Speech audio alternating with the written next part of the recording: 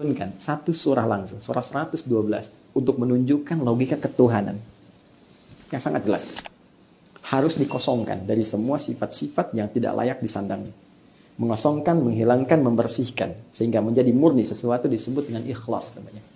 Ya, sehingga ada ikhlas dalam Islam, maksudnya menghilangkan segala hal yang tidak ada kaitan dengan amalan kita. Dalam konteks ketuhanan, hilangkan semua sifat-sifat keadaan yang tidak layak disandang Tuhan. Hilangkan, tepikan, tanggalkan. Akhlasu yukhlisu ikhlas. Maka turun surah Al-Ikhlas. Kul, katakan, huwa, yang dipertuhankan itu, Rabb itu, Allah. Sifatnya ahad. Bahkan namanya pun spesifik, Allah. Gak bisa sama dengan yang lain. Jadi dulu orang-orang Arab sudah punya nama Tuhannya masing-masing. Lata, Uzza, Manat dan sebagainya. Mereka tanya pada Rasulullah, ya Muhammad SAW, siapa nama Tuhanmu? Kok disebutnya Rabb saja? Qul a'udzu birabbil falaq, qul a'udzu birabbin nas. Siapa nama Tuhanmu? Katakan, kata Allah, huwa, yang disebut Rabb itu Allah. Itu langsung namanya dari Allah. Tuh. Tidak ada nama-nama ini. Nama-nama pada saat itu tidak ada yang sama dengan ini. Ilah umum. Alihah umum, tapi Allah hanya menunjuk kepada Tuhan yang disampaikan langsung oleh Allah lewat Al-Quran. Nama spesifik. Ahad. Bahkan namanya pun bukan sekedar sifatnya, bukan sekedar nilai ketuhanannya, namanya punya sifat ahad. Ahad itu satu-satunya yang tidak ada dua, tidak ada tiga. Jadi ada ahad, ada wahid, itu berbeda. Ahad satu-satunya, tidak ada yang kedua, yang ketiga, dan lebih daripada itu. Bahkan namanya pun sifatnya ahad, hanya satu ini. Bahkan kalau dihilangkan setiap hurufnya, hanya akan kembali kepada yang satu ini. Cek. Ini nama Tuhan ya. Namanya pun beda dengan makhluk, punya sifat yang beda. Baru dari namanya saja. Hapus satu. Baca. Lillah. Lillahi ma fis samawati wa ma fil ard. Masih menunjuk kepada Allah. Hapus satu lagi. Maka tasdidnya hilang. Lahu mulkus samawati wal ard. Masih menunjuk kepada Allah. Zat yang satu, ahad. Hapus lagi. Hu. Singkatan dari huwa. Huwa. Sebab kalau kita baca dalam bahasa Arab, termasuk baca Al-Quran, ya, maka kalau kita berhenti di huwa, maka wa-nya nggak dibaca, hilang.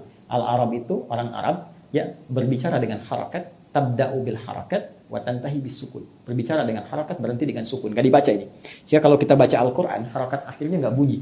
Bismillahirrahmanirrahim. Padahal kan akhirnya i kan, tapi nggak ada yang baca Quran begini. Bismillahirrahmanirrahim. Alhamdulillahi rabbil alamin. Nggak ada. Never. Ya, abadan. Nggak pernah ada. Pasti berhenti ujungnya sukun. Sama persis ketika Anda membaca Al-Quran.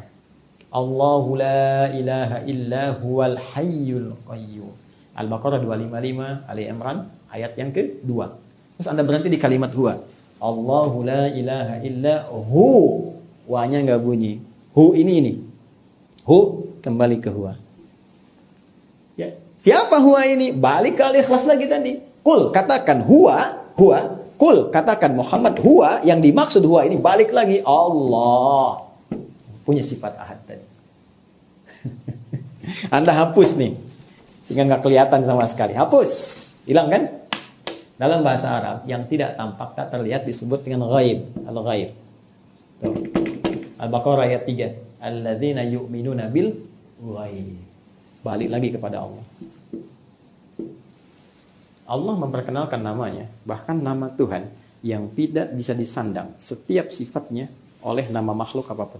Silahkan Anda cek, tempatkan di sini semua yang dipertuhankan, nama-namanya, cek di sini.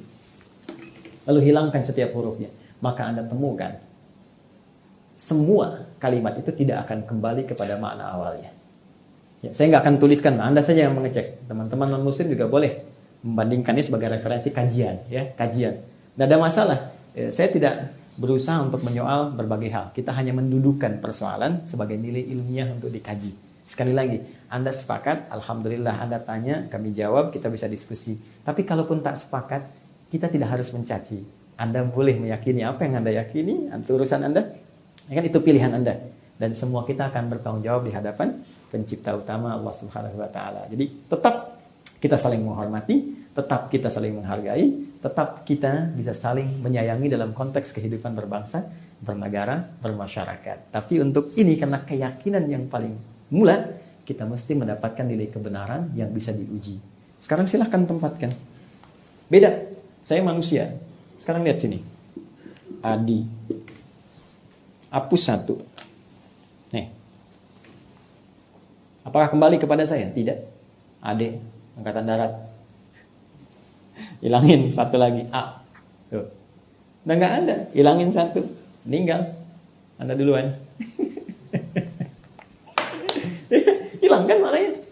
Sekarang silakan cek, itu baru nama teman-teman, belum yang lainnya.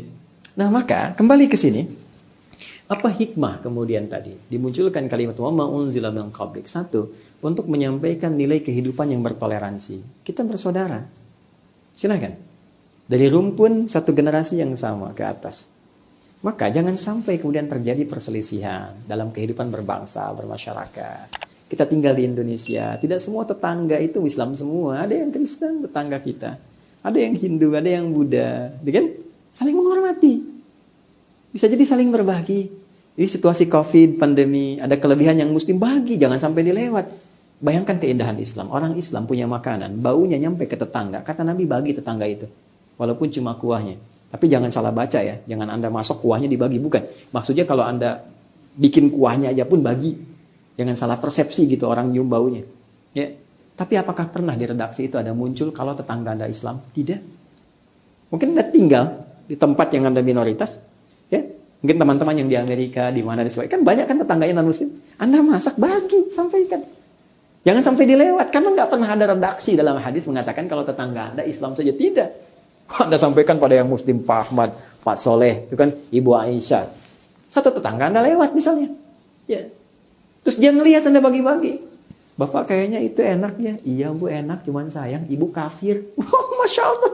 Tidak. Kita berbagi, gak ada masalah. Ya. Tapi karena saudara tadi punya sifat menyayangi, ya, punya sifat dalam ingin memberikan nilai kebaikan, maka nilai yang paling utama untuk bekal kita pulang kan nilai tauhid, keyakinan. Maka dari itulah kemudian datang Al-Quran membawa referensi, sayangi saudaramu. Berikan berita yang benar. Tunjukkan kebenaran. Jangan tutupi nilai kebenaran. Sampaikan begini. Ini sesuatu yang tidak tepat. Ada nilai sejarah yang terpotong. Ada sesuatu yang dituliskan oleh tangan manusia yang kemudian diyakini. Karena itulah di kitab-kitab selain Al-Quran tidak pernah ada redaksi begini. Saya Tuhan, sembah saya. Silahkan cek. Saya Tuhan. Ini langsung redaksinya ya. Di Quran itu spesifik. Jadi jangan bias lah. Jangan begini, begitu. Tidak. Langsung redaksinya spesifik. Al-Quran jelas mengatakan. Quran surah ke-20. Toha. Ayat 14. Allah pede langsung mengatakan. Yakin betul, kalimat tegas. Innani anallah. Pakai taukid, saya Allah. Bahkan taukid itu penguat, saya benar-benar Allah. La ilaha illa ana, nggak ada Tuhan selain saya. Fa'budni, sembah saya. Silahkan cari kalimat ini di kitab manapun. Demi Allah saya katakan Anda tidak akan temukan. Karena fitrah manusia dengan kemanusiaannya tidak akan pernah mengatakan saya Tuhan.